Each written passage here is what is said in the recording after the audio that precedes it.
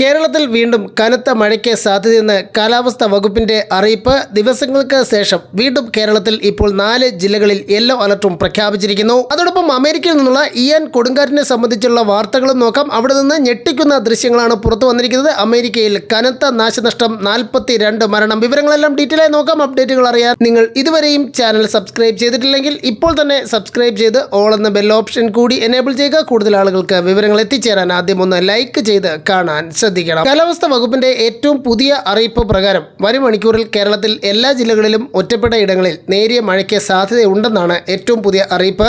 അടുത്ത 5 ദിവസത്തെ മഴ സാധ്യതാ പ്രവചനം അനുസരിച്ച് 2/10 ഒക്ടോബർ 2 ആലപ്പുഴ, കോട്ടയം, എറണാകുളം, ഇടുക്കി ജില്ലകളിൽ യെല്ലോ അലർട്ട് പ്രഖ്യാപിച്ചിരിക്കുകയാണ്. ഈ ജില്ലകളിൽ 24 മണിക്കൂറിൽ 64 മില്ലിമീറ്റർ മുതൽ 115 മില്ലിമീറ്റർ വരെ മഴയ്ക്ക് സാധ്യത.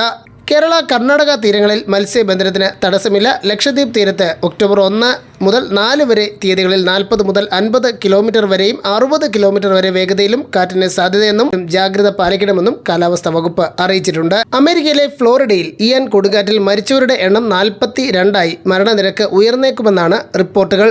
കൊടുങ്കാറ്റിൻ്റെ പാതയിലുള്ള ഏകദേശം 25 ലക്ഷത്തോളം ആളുകളോടാണ് മാറി താമസിക്കാൻ സർക്കാർ നിർദ്ദേശം നൽകിയിട്ടുള്ളത്. വിതരണ ലൈനുകൾ തകർന്നതിനെ തുടർന്ന് 1 ലക്ഷത്തിലധികം ആളുകൾക്ക് വൈദ്യുതി തടസ്സപ്പെട്ടിരിക്കുന്നു.